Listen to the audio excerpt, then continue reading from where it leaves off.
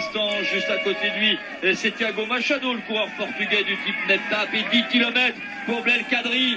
La première victoire française sur le Tour de France. Et maintenant, à moins de 10 km, il a 4 minutes d'avance sur la tête du peloton. Sylvain Chavanel est désormais à 1,53. C'est dire si en peu de temps, Belkadri est en train de réussir un numéro exceptionnel. C'est vraiment une grande victoire, une victoire de prestige. Il a le temps pour ne pas prendre de risques, alors que derrière le peloton, on va retrouver Nicolas Gay. Galopin en difficulté ici. Et Tony Galopin, en effet, qui est en danseuse dans cette partie la plus pentue, avec des pourcentages assez impressionnants. Tony Galopin qui vient de se rasseoir et qui est lâché. Vous avez parlé de Christopher Horner.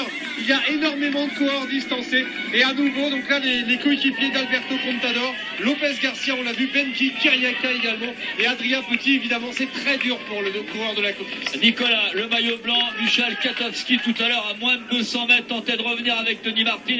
Attention, Pierre Roland, difficulté aussi, enfin qui s'accroche. Est-ce que Katowski est revenu?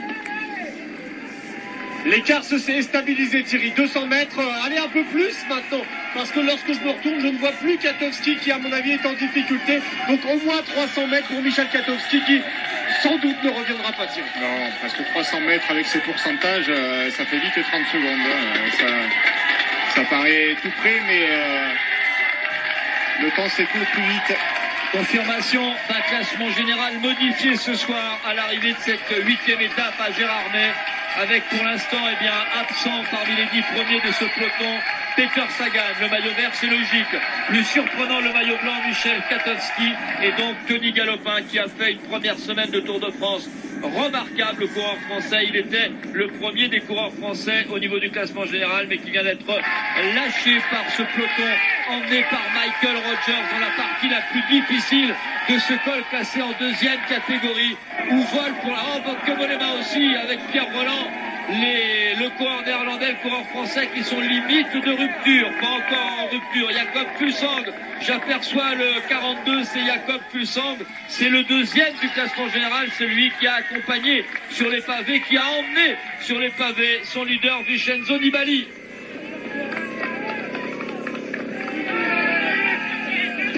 Et regardez, Belkadri ne perd quasiment rien.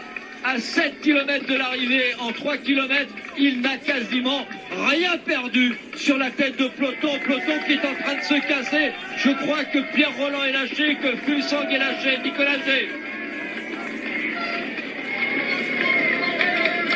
Pierre Roland, Thierry, oui, qui faisait l'élastique depuis tout à l'heure. On le voyait souffrir en queue de peloton, on le voyait s'accrocher. En effet, Pierre Roland qui a cédé dans ces pentes extrêmement difficiles, des pourcentages à plus de 10%. On voit les coureurs piocher, les coureurs littéralement penchés sur le vélo. Et donc Pierre Roland est légèrement distancé, en effet. Oui, alors que Bauke Mollema est revenu en queue de peloton. En revanche, son coéquipier Laurent Stendam vient d'être lâché à son tour. Pierre Roland, qui est donc attendu ici. Et on fait attendre. C'est Cyril Gauthier. Un coéquipier également d'Astana attend Jakob Fuglsang, le 2e du classement général. C'est Anel Kangert qui attend Jakob Fuglsang. Il a beaucoup travaillé pour Vincenzo Nibali, mais c'est quand même un signe important, alors qu'on a encore deux étapes très dures dans les Vosges, que les Alpes arrivent et qu'il y aura les Pyrénées. Oui, c'est peut-être important pour Alberto Contador, parce que Nibali n'a plus qu'un coéquipier, je crois. S'il en reste un d'ailleurs, je suis pas sûr. Il s'est relevé pour attendre Fuglsang, donc ça, je ne sais pas si c'est la meilleure solution, si c'était vraiment judicieux de laisser le leader, le maillot jaune, tout seul. En revanche, ce sont des coéquipiers d'Alberto Contador, dont on disait de son équipe qu'elle était peut-être faible en montagne et qui font la démonstration aujourd'hui que finalement, ils ne sont pas si mal que ça. Voilà la situation de la course. Sylvain Chavanel maintient l'écart maintenant. 1,35 avec Belkadri. Prudent, très prudent dans la descente, mais il a bien raison, parce que seule une chute pourrait lui enlever cette victoire de prestige qu'il attend là-bas au bout, dans le brouillard. Belkadri, 3,50 d'avance sur le peloton, entre deux, il ne reste plus qu'un seul homme, c'est Simon Yates, c'est derrière Belkadri, c'est un vrai moment de bonheur. On va retrouver Cédric Vasseur.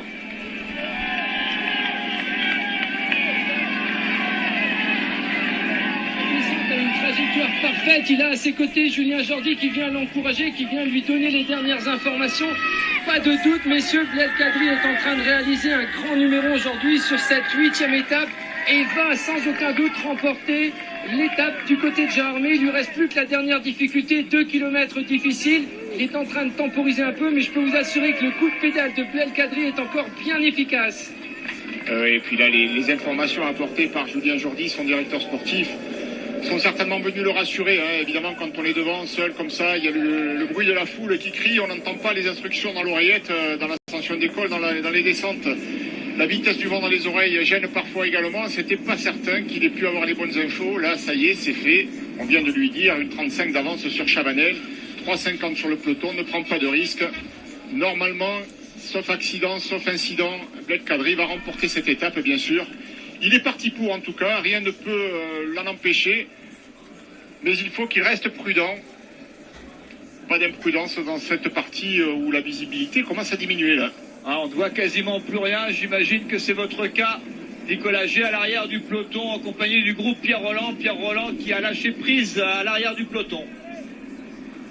Des conditions dantesques, en effet, Thierry, dans cette descente. Il tombe des cordes d'une pluie cinglante. Et en effet, nous ne voyons rien à 10-15 mètres. C'est impressionnant. Nous ne voyons même plus les dossards des coureurs. Et c'est impossible pour moi de vous dire d'ailleurs l'identité du coureur de l'équipe Astana qui accompagne Jakob Fuglsang. Mais dans ce groupe, il y a en effet Pierre Roland et Laurens Stendam.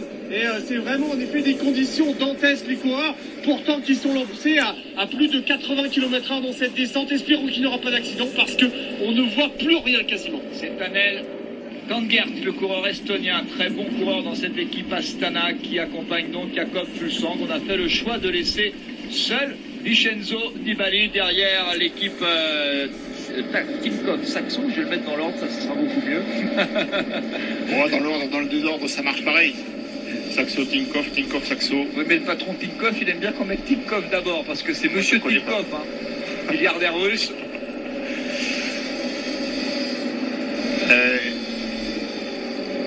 Et sans fort, là, Michael Rogers et Nicolas Roche le rappelle à l'ordre un petit peu, lui demande de temporiser, pas d'imprudence. Ça ne sert à rien, là. Non, parce que le meilleur descendeur du monde, il a le maillot jaune sur les épaules, oui, mais pas un jaune comme ça. Par terre, un jaune classique. Ah, ils ont haussé le ton au pied de la première ascension du jour. Ils vont hausser le ton à nouveau dans la seconde. Pas d'attaque d'Alberto Contador. Ça ne sert à rien de prendre des risques dans la descente. C'est ce que fait pour l'instant Frank Schleck. Pas du tout à l'aise ici. On le voit, il est tendu, Frank Schleck. Il a du mal, il garde ses distances. Il a du mal à garder le contact avec la queue du peloton. Avec Brice Feuillu qui le précède. Les petits pelotons, mine de rien. On a perdu énormément de coureurs dans cette deuxième difficulté du jour. Et pendant ce temps, Kadri se rapproche de l'arrivée. Et Fuglsang du peloton avec Kangert est revenu, mais pas attention avec... voilà, on a frôlé la catastrophe avec... il est tombé déjà hier, Tanel Kangert. C'est lui qui était tombé dans le virage à 500 mètres de la ligne d'arrivée à Nancy. Et là, il a failli, madame... c'est le fauteuil. Il est reparti, il n'est pas tombé. J'espère qu'il n'y a pas de souci pour la dame avec son fauteuil. On va se faire une petite frayeur. Et voilà, le héros du jour, il est là. Confirmation du talent que l'on connaissait. On l'a souvent vu devant, on l'a vu tomber aussi, sur un Tour de France déjà, Belkadri. Mais là, il est là, solide sur son vélo. Lui qui a été vélo d'or cadet, qui a été vélo d'or espoir en 2005 et en 2008, ça n'était pas par hasard. Un des meilleurs jeunes de sa génération, il a 28 ans aujourd'hui. On dit que 27, 28 ans, c'est le bon âge. Eh bien, il est en train de réaliser le rêve de sa vie. Et je peux vous dire que là, dans la famille Kadri, ça doit chauffer. On a une pensée pour sa maman qui a élevé ses 4 garçons toute seule, qui a bien sûr les yeux de chimène pour son fils. Le héros traverse Gérardmer. C'est pas l'arrivée aujourd'hui, ça va monter encore pendant 1 km 800. Mais le sacre est au bout et la première victoire française, eh bien elle est là en ce samedi 12 juillet. On a dit que c'était un week-end exceptionnel sur le Tour de France. On n'a pas eu la grande bagarre annoncée ou attendue ou prévue. C'est pas grave si c'est pas aujourd'hui, ça sera pour demain pour le maillot jaune. Mais aujourd'hui, on a l'exploit, le grand exploit de Belkadri qui a quasiment fait cette étape de 160 km devant, pas tout à fait, parce que l'échappée a mis du temps à se former. La première heure couverte avec à 51 km. Vous vous rendez compte que ces garçons-là ont fait 51 km dans la première heure. Et depuis, bien l'échappée à 5, il l'a bien géré. Il a été le plus malin et surtout, il était le plus fort. C'est parti pour 1,5 km de sacre et de gloire, parce que quand on est français et qu'on gagne sur le Tour de France, c'est un moment tellement particulier que je ne peux même pas l'exprimer. Il vous a manqué une victoire sur le Tour, peut-être, Thierry, pour l'exprimer. Mais effectivement, c'est un moment très très important dans la carrière d'un coureur. Le Tour, évidemment, c'est la course suprême, celle que l'on rêve de réussir. Et une victoire d'étape, ça marque une carrière. 2,15 d'avance pour Kadri. C'est fait, c'est gagné. La côte est difficile. Il y a un petit moment de répit ici, mais ça remonte dur après 1 kilomètre à nouveau de l'arrivée. Mais c'est le moment qu'il faut savourer maintenant. Victoire d'étape, maillot blanc à pois rouge. Jour de gloire pour Belkadri à Gérardmer, là où la dernière fois il avait fallu une photo finish, mais il n'y avait pas cette côte, la côte de la Malozène pour départager Peter Wenning et Andreas Klöden, un néerlandais et un allemand. Et là je peux vous dire que maintenant il tire la langue, mais il commence déjà à savourer. Et en plus, alors ça c'est bonus, hein, mais on en parlera ce soir, on sera en immersion dans l'équipage G2R La Mondiale avec Arnaud Matteoli, à ne pas manquer dans le vélo club tout à l'heure avec Gérard Rolls. Ici à Gérardmer sous la pluie, il aura demain le dossard rouge sur les épaules alors qu'il y a eu une chute. Il y a eu une chute avec ici le leader. Talansky à nouveau. Léopold Koenig qui est tombé. Ah oui, non mais c'est Talansky là, non? Ah oui, oui, il y avait Talansky aussi. Ouais, c'est Talansky. C'est de nouveau Nicolas G, oui, c'est bien. Andrew Talansky qui vient de retomber. Tombé hier, retombé aujourd'hui et qui va perdre du temps en plus.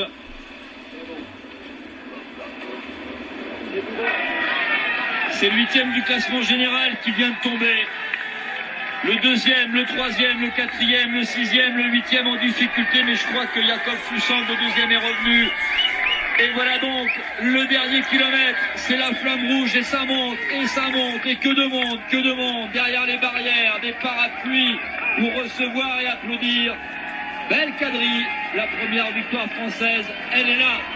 Sylvain Chavanel à 2,15. J'ai perdu Simon Yates au niveau du temps, il est derrière Sylvain Chavanel et le peloton qui est toujours loin, le peloton qui ne revient pas sur Belkadri, 3,26. Il n'a quasiment rien perdu dans le final.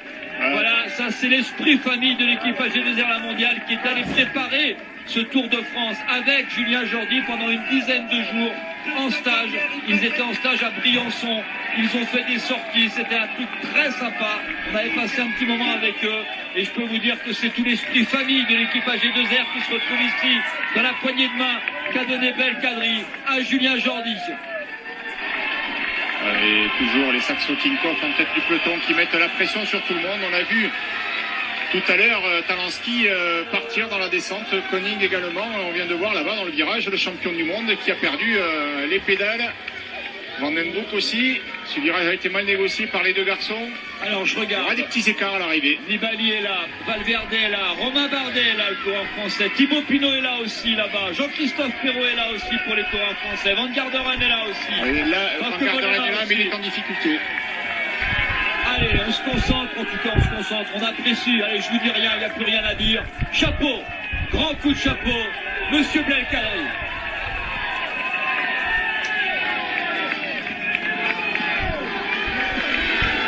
Simon Yates, il était là, happé par la tête du peloton. Ça casse dans le peloton. Dani Navarro, Frank Schleck, lâché.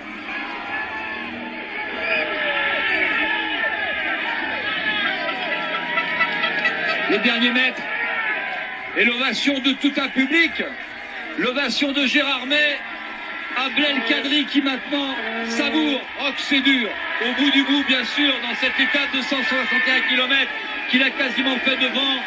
Et là, il savoure. C'est sa 3e grande victoire chez les professionnels. Mais c'est la plus grande, immense victoire pour Belkadri. Alors que Jürgen Van den Broek a été lâché ici. Pas remis de sa chute d'hier, sans doute, le coureur belge. Or que le classement général va, mine de rien, sans attaque des cadors, va changer quand même.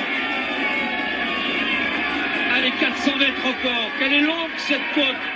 La Malozène est longue. Et regardez, Jean-Christophe Perrault qui se met en tête du peloton.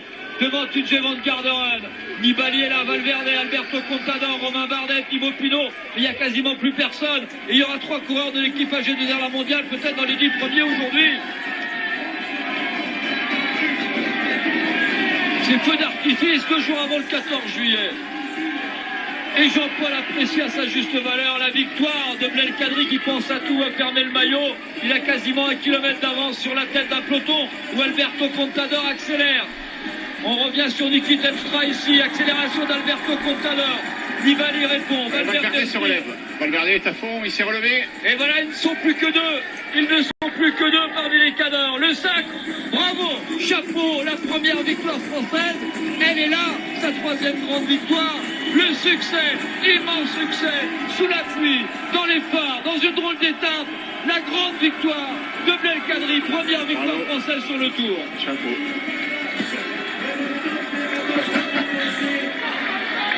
Et derrière, les cadors ne vont pas s'expliquer, mais le ménage est déjà fait. Sylvain Chavanel était dans l'échappée lui aussi. Il ne pourra pas garder la 2e place, Chavanel.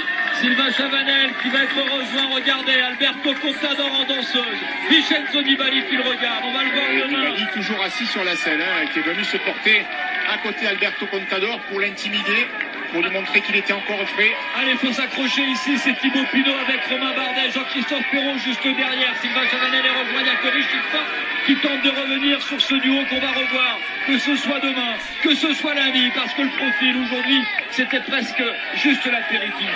Mais pas de résistance, ils arrivent, et on est que dans les Vosges. Allez, accélération de Contador, ça ne fait absolument rien si... il s'est quand même mis en danseuse, Nibali. Oui, mais malgré les apparences, ça doit être difficile pour Nibali, mais Nibali veut montrer et Steve Chenel, maillot jaune solide. Steve Chenel qui est du coin, coéquipier habituel de Belkadri, qui vient de féliciter son copain, heureux, aussi heureux, parce que c'est une grande famille dans l'équipage de la mondiale. Allez, Alberto, Vincenzo, voilà le duo qu'on va revoir pendant tout ce Tour de France. Et Richie porte revient. L'ombre de Christopher Froome est là, c'est Richie porte. Sylvain Chavanel, Romain Bardet qui souffre un tout petit peu, Alejandro Valverde, TJ Van Garderen, Thibaut Pinot qui s'accroche dans la route sur Christophe Perrault. C'est bien pour les coureurs français, victoire française aujourd'hui, Contador, Nibali, ça ne changera rien au classement général, 2,37 de retard pour l'Espagnol sur l'Italien, ça ne bougera pas aujourd'hui en Haute-Gérardmer. Regardez comment ça va se passer pendant les jours à venir. Et si c'était le podium, ces 3-là? C'est encore loin, 15 jours encore avant d'arriver à Paris. Oui, mais là, on a quand même un aperçu du niveau de chacun. C'est vrai, aussi. Ça servira de conclusion ce soir dans le Vélo Club. Il y a un bon baromètre aujourd'hui. En tout cas, le classement général va être bouleversé. Je vous rappelle qu'ici, c'est un Français qui s'est imposé il y a quelques instants. C'est Belkadri. Il était quand même à fond, Nibali. Il vient de décrocher de la roue de Contador. Ah, voici un signe. Alberto Contador va reprendre quelques secondes. Et renvoyer. Oui, 2 secondes, mais le message. C'est rien, mais c'est révélateur. Deuxième, regardez, Belkadri l'a battu. 2e, Alberto Contador. 3e, Vincenzo Nibali. 4e, Richie Porte. 5e, Thibaut Pinot. 6e, Jean-Christophe Perrault. 7e, Alejandro Valverde. 8e, TJ Van Garderen. Et 9e, Romain Bardet. 4 Français dans les 10 premiers, 5 Français dans les 10 premiers, puisque Sylvain Chavanel, allez Sylvain, devant, voilà, ça va récompenser ta journée. Sylvain Chavanel, 10e, 5 Français dans les 10, Bocco-Mollema, 11e, Rui Costa, 12e. Le classement général va changer, presque bouleversé parce qu'il manque Jakob Fuglsang, Peter Sagan, Michal Katowski, quelle surprise, Jürgen Van den Broek, mal remis Van den Broek de sa chute d'hier, Tony Galopin n'est plus là, Andrew Talansky est tombé, le classement général va être bouleversé. Il ne sera pas dans les 10 premiers bien sûr, mais il a gagné aujourd'hui une sacrée victoire et on a envie d'écouter Belkadri.